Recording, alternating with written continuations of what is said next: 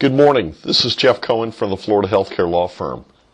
I want to present to you my thoughts and what I think you need to know about marketing in the healthcare sector.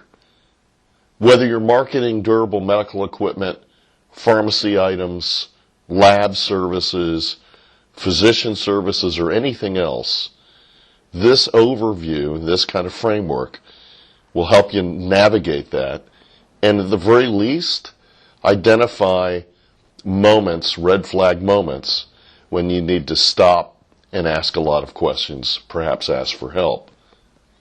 The current landscape in marketing is hot. That is, there's a lot of regulatory activity focused on marketing in virtually every aspect of the healthcare sector.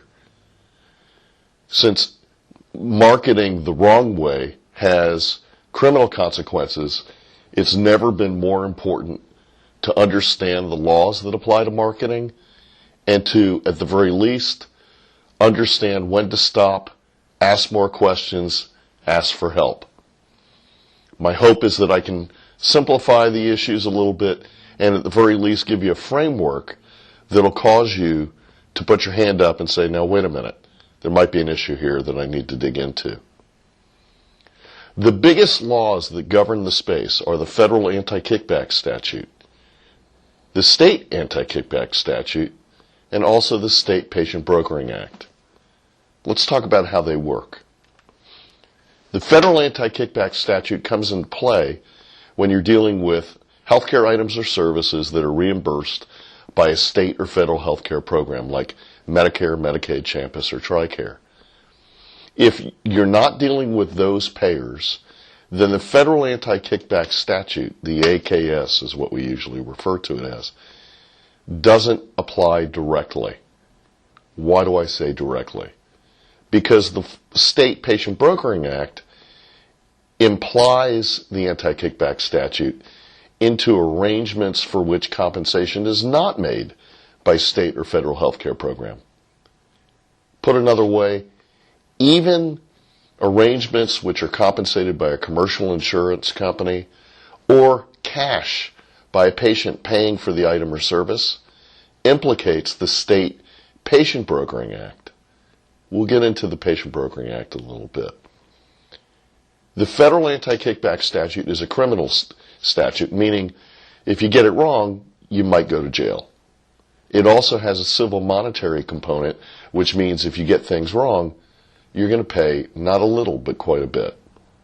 So what's the Anti-Kickback Statute say? The language is in the slides that I'm providing you, but here's what you need to know. You can't pay for a patient to be referred, and if you're referring, you can't get paid for referring a patient or generating business. So, look at it this way.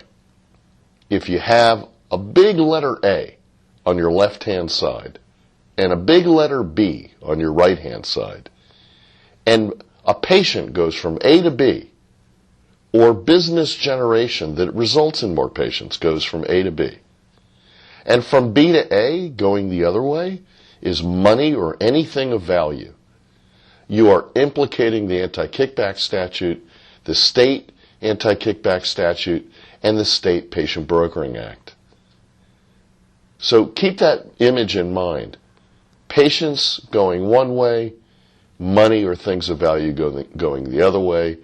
That's the hallmark picture of a possible violation of those laws.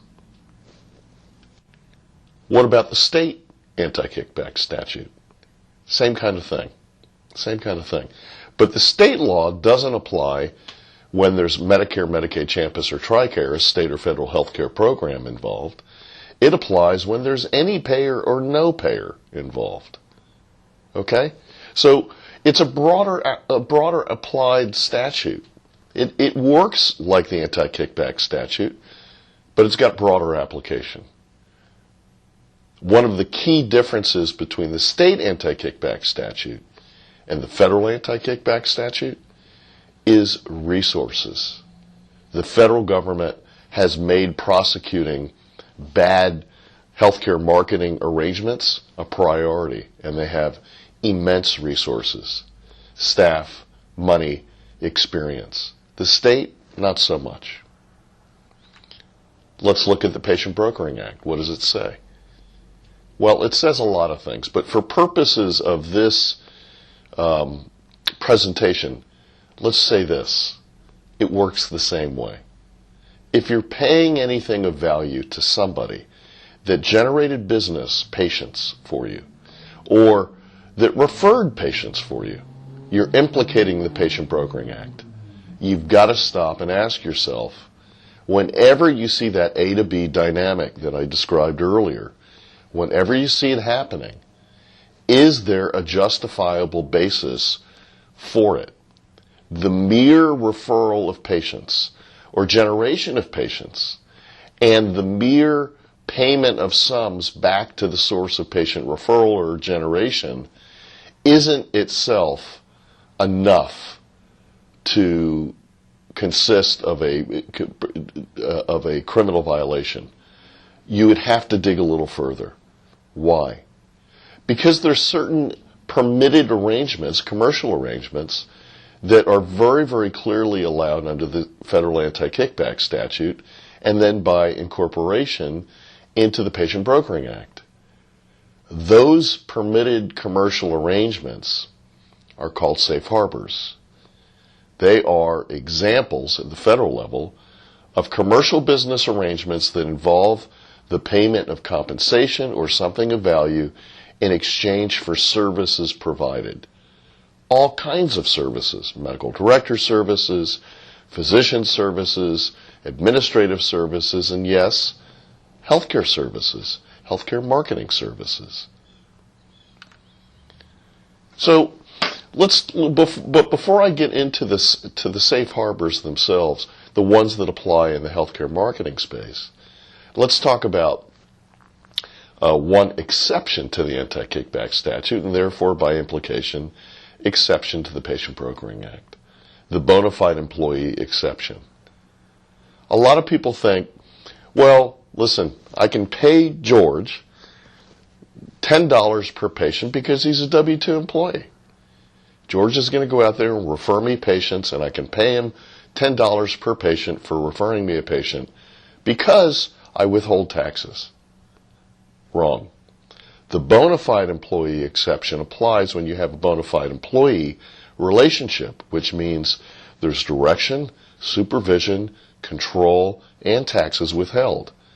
And it's an area of the law where degree matters, meaning how much direction, supervision, and control really matters.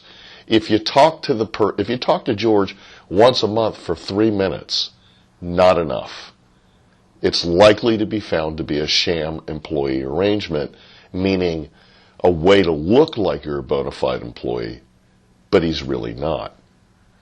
If you have a bona fide employee relationship, you're going to have adequate direction, supervision, control. You're going to have it in writing. Why? Because the more evidence that you have of the specific services that George is going to provide for you as a marketer, the better off you are. The more that you put into that agreement, things like, here are the laws that you're going to comply with. Here's what you promise you won't violate. Here's what you promise you'll do. Here's what direction, supervision, control means. You're going to report to me every week, and we're going to have an hour phone call. We're going to trade emails. We're going to have training. You're going to even attest in a written document each month, every quarter, every year, that you're following every term of that employment agreement, meaning you're really going to show that there's adequate direction, supervision, and control. You're not just going to withhold taxes. And even then, that's not enough. You can't have a bona fide employee relationship when the real purpose is, hey, just pay me for referring patients. Just pay me for generating business. You'll see in the slide presentations that there's some more detail for you to read and become familiar with in case you're interested and you have the time. But one of the things to keep in mind is this issue of commission-based marketing. There is a lot of conversation and a lot of confusion about the notion that perhaps when you combine a marketing responsibility in the healthcare sector and you pay some kind of percentage-based commission, that alone is a go-to-jail offense, and there's no way to deal with it. In fact, that's an oversimplification of those laws, and there is a much more studied and detailed way to create actual commission-based compensation, at least in part, for employees. When you're dealing with federal, state or state healthcare program dollars involved in the business, that's going to result in one analytic approach. And if you're dealing with a situation where there isn't state or federal healthcare program dollars involved, that's actually going to have you evaluate the risks slightly differently. We'll talk about that in a minute. We talked a little bit about the bona fide employee exception, which is going to apply when you have a W-2 employee with proper dominion, supervision, and control. But many people that will approach you have their own business, or they want to work very part-time, and those will be independent contractors. Is there a way to legitimately have a proper marketing relationship with an independent contractor? The answer is yes. In federal law, the closest guidance that we have on that topic is something called the Personal Services Arrangement and Management Contract Safe Harbor. That safe harbor, which we call PSA for short, will outline the permissible boundaries for having a proper commercial relationship with an independent contractor that provides marketing services for you. Some of the high points of that safe harbor are: there needs to be a written contract that lays out the services of that person. It needs to cover all the services that the person's actually going to do. And it has to be a legitimate agreement, meaning you can't put together an agreement that covers an illegal purpose or illegal activity. Some people might come to you and say, you know what, we have this agreement, we're not going to follow it, we just need to paper it up this way. That's a classic sham arrangement and has serious criminal consequences, and you should avoid it. But when you're doing a proper safe harbor, you have a proper legitimate contract, a proper legitimate reason, and the activities of the parties are going to be set out in writing in that contract. It's also going to have a duration of no less than 12 months. Compensation is going to be set in advance, not vary based on the value or volume of business generated or the number of patients referred, and compensation is going to be consistent with fair market value. That sounds pretty simple, right? Let's talk about how that tends to go awry. It tends to go awry when you're dealing with commission-based or percentage-based compensation. Why? Because by definition, it's not set in advance, and it does vary based on something. Oftentimes, when you're approached by marketers, you'll see that they would like it varied entirely by the amount of business generated or patients referred. That's a red flag item. You have to get more creative and you have to get more compliant than that. Merely $100 per patient referred, no thank you. That's a criminal violation. It's almost impossible to legitimize that kind of relationship. That said, you can have a legitimate independent contractor relationship and have part of the compensation be success-based for things like patient retention, patient acquisition, patient satisfaction, clinical outcomes, a variety of things. Obviously, when you're dealing with healthcare marketing, your primary interest is to grow your business, to grow your practice. And so the primary activity that you want from a marketer is, hey, help me get more patients. But it's not the only one. The healthcare marketer has to comply with applicable laws, has to be educated about applicable laws. The compensation has to be set in advance. When you're dealing with Medicare, Medicaid, Champus, or TRICARE, any state or federal healthcare program, that's incredibly rigid and it's incredibly non-negotiable. That doesn't mean, however, that certain behaviors, certain activities can't be incentivized, at least in part, by some kind of commission-based compensation, some kind of success-based compensation. Towards the end of this presentation, I'll walk you through the analytic process that we go through in coming up with a contract that accomplishes both the business objectives and the intention of the applicable laws. You'll see in your slide materials a little bit about the Stark Law and also the Florida Patient Self-Referral Act of 1992. I put those in there for reference purposes. It has some applicability to the issue of healthcare marketing, but not a lot. But I put it in there for those of you who want to dig further in the topic and understand how that might play. One of the reasons why I want to bring that up as well is that you might be approached by a marketer or a marketing company that says, oh, we're fully Stark Law compliant. That's sometimes a red herring, meaning it's an issue that's thrown out to you as a way to make you feel more comfortable, when in fact the dominant laws is really not the Stark Law. It's the Anti-Kickback Statute, the state Anti-Kickback Statute, and the State Patient Brokering Act. When you dig deeper into the issue of what the federal regulators, in particular, for example, the Office of Inspector General, is doing with the issue of healthcare marketing, it tends to break down by industry. So, for example, in the area of pharmacy marketing, there's a tremendous amount of guidance for pharmaceutical manufacturers, also pharmacies, on both the regulatory front and also on the prosecution front. It's important that you know what the feds are suspicious of, what the state regulators are suspicious of, what they're investigating, what they're saying, because it changes all the time. One of the notes that I should be very clear with you about is that the issues that become front and center for state and federal healthcare regulators and law enforcement change over time. So at one point it might have been, and in fact was, compound pharmacies, and then it was labs, and then it was durable medical equipment, and then it was this, and then it was that.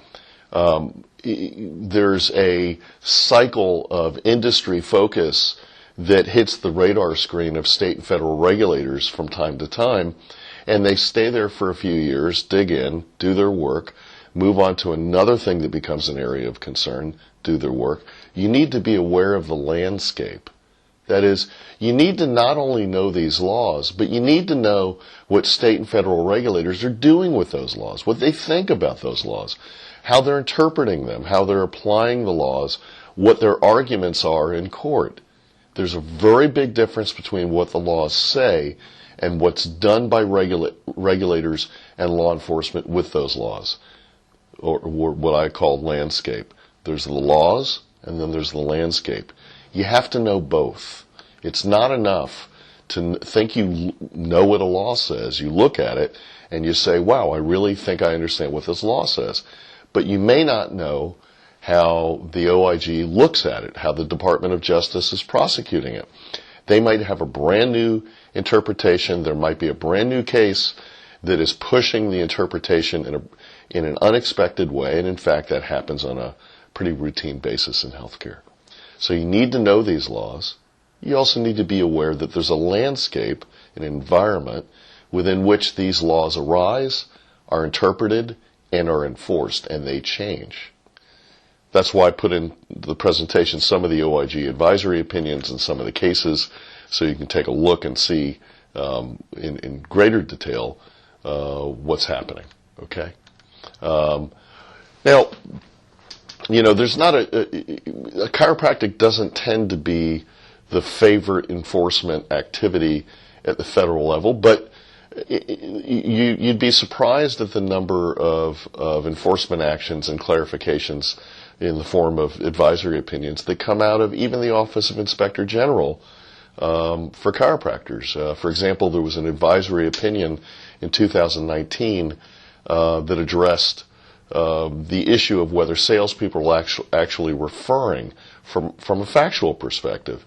And And this particular case, Advisory Opinion 08-19, involved an internet advertiser who was not a healthcare provider or supplier, but who specialized in creating internet platforms for pay-per-call and pay-per-lead type marketing arrangements. That advertiser wanted to expand its service into the chiropractic industry. Since some of the potential patients who would visit that advertiser's website might be seeking services also covered by Medicare, for example, the advertiser wanted to know if the proposed arrangement that they were set to implement would violate the federal Anti-Kickback Statute. So they went to the Office of Inspector General, presented their case, and sought the perspective, the opinion, if you will, of the Office of Inspector General on what they were ready to make available commercially. And that's a case that was very chiropractic-centric and completely on the issue of marketing for chiropractors. I would commend you to get your hands on it and read it. It's very revealing in terms of how the process goes and what and how the perspective and thoughts of federal law enforcement figures into how these laws are applied and what kinds of prosecutions spill out the back end. I told you I would give you an idea of how we approach the issue of marketing in the healthcare space, and so I want to do that. When a client comes in and has either an idea about marketing relationship or has a specifically proposed marketing relationship, here's what we do. Step one, we make sure they understand the laws. We educate them about the federal Anti-Kickback Statute, the state one, and the Patient Brokering Act. We then walk them through issues like the safe harbor, the personal services arrangement and management contract safe harbor, the bona fide employee exception. We make sure they have that background and that awareness, because the next step is to explore options that might work with varying degrees of risk. But before we do that, we also let them know what we are seeing in terms of regulatory interpretation and enforcement actions. So we let them know the laws, make sure they understand them. We let them know the landscape, the regulatory landscape. What are the regulators thinking about these laws? How are they applying them?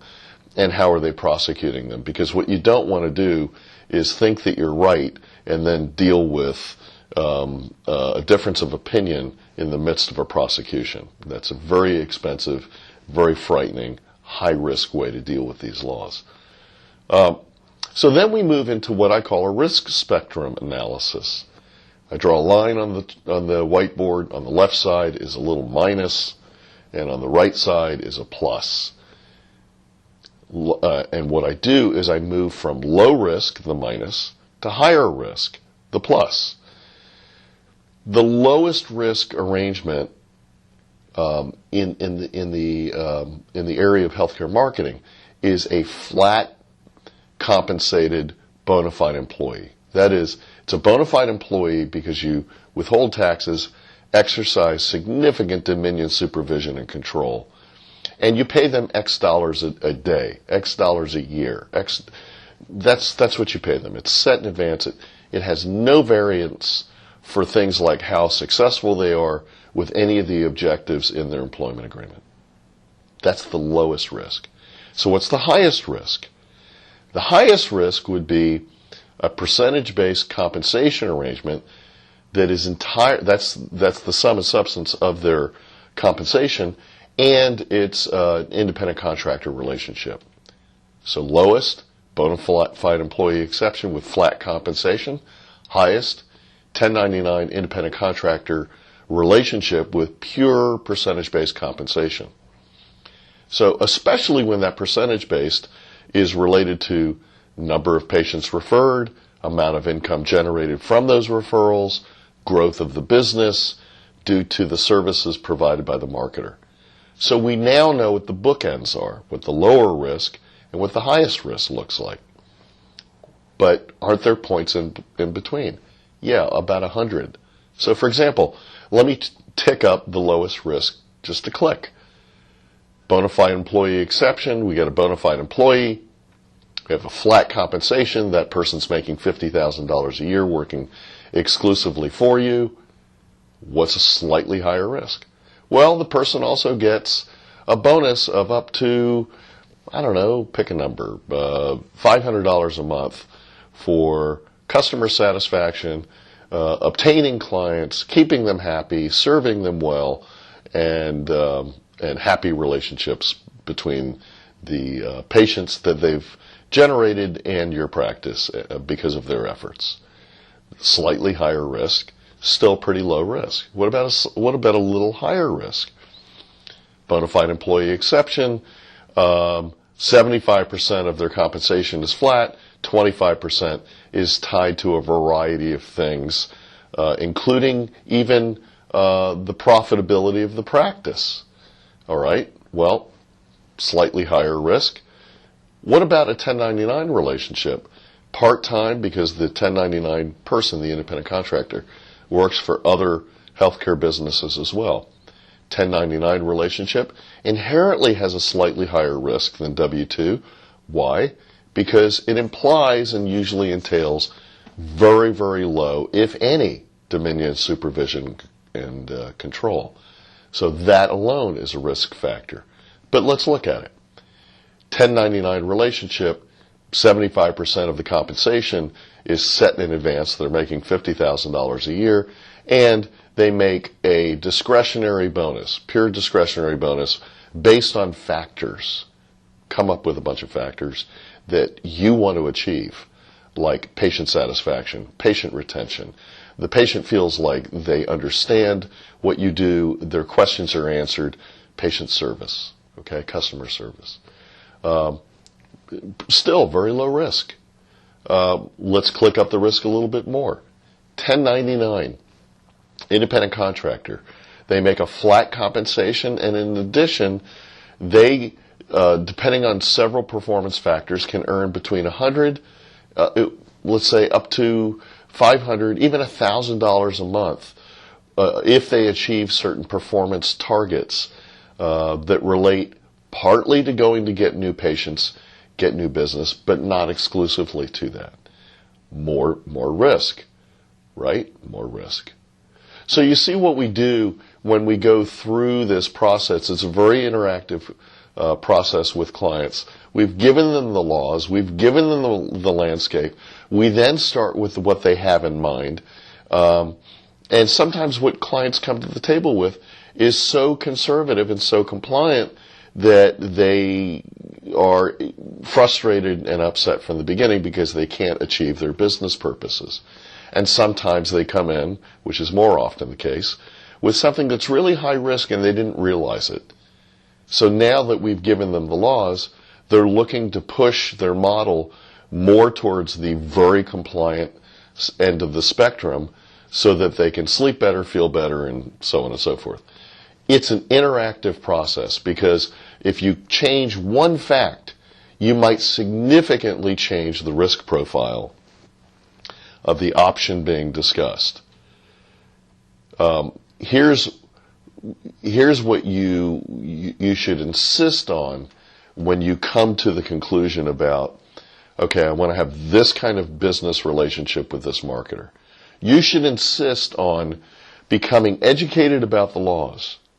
You should insist on becoming educated about the landscape within which those laws arise, and you should have a very interactive conversation with somebody that can help you grade the risk of each option and ultimately the option you choose. You can ask them, okay, on a scale of 1 to 5, when we put these laws together and the environment within which the laws arise, the landscape, is it a 1? Is it a 2? Is it a 3? Is it a 4? Is it a 5? What level risk is it? What else could you do? You could also say, hey, I'd like an opinion letter. I'd like your legal opinion. I've picked an option that seems pretty darn low risk. I want you to stand behind it. Will you put together an opinion letter so that if I get a knock on the door from a special investigative unit of a payer or federal or state law enforcement, I can say, at least to myself and my lawyer, you know, I went and I got advice. I disclosed all the facts. I followed that advice. I should receive something like an advice of counsel defense to the criminal aspect of this case. So again, the laws, the landscape, somebody to stand by their opinion. If somebody comes to you and says, listen, I've been doing healthcare marketing for a long time. I'm very good at it. In fact, I've got a company that works nationally. Awesome. And they're going to propose a specific program for your use in Florida. In Florida. What's a good question to ask? Can I see the opinion letter? Can I see the opinion that you've received? Because I'd like to look at it with my lawyer to make sure that my lawyer's comfortable. Right? Again, we're talking about what? We're talking about an area of law for which there is criminal consequences, and that's not theoretical.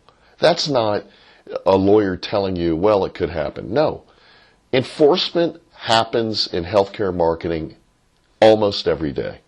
Almost every day. The feds and the state regulators are very serious about it. They don't want any kind of violations here. There's no shenanigans tolerated when it comes to healthcare marketing. So, leave you with that note. Conclusions, okay? This area of the law is complicated. It's complicated. And it changes all the time, right? And you notice perhaps from my overview of how we interact with clients and we help them get what works for them, it is all about navigating the gray. Navigating the gray. There are very few healthcare marketing options which any healthcare lawyer that deals in this space would tell you, oh, there's no risk there. In fact, there's some degree of risk in nearly every healthcare marketing situation that we see. The question is it really low risk? Is it an acceptable level of risk, especially given the milieu, especially given the environment? Okay? What else is something I want you to take away? Assertions like paying a marketer on a percentage basis violates the Anti-Kickback Statute. You know what? That's overly simplistic. It's overly simplistic. The mere payment of a marketer on a percentage basis, you have to ask things like, well, percentage of what? And are there legitimate basis for paying that? What other duties is the person performing? You have to dig a little further than that. What else? The feds and state regulators have actually given us a lot to work with in terms of identifying permissible marketing and sales relationships and assessing those risks. We got advisory opinions from the OIG. We have actual prosecutions that we track and that we follow. We can tell you what's been no-no and what seems to be acceptable. We can tell you what the sensitivity points are. And again, you need to be able to navigate these nuances because healthcare marketing and legal compliance in that area is a very nuanced activity. It is not a one-size-fits-all, and it's not a yes or no answer nearly any time. It's again, applying the laws, the landscape, and then finding the acceptable level of risk that will accomplish your business objective. All right? I hope that helps you identify red flags at the very least, gives you a little bit of comfort when you move into a conversation with somebody that's offering you a marketing solution or you begin to think about marketing solutions for your business. Thanks very much.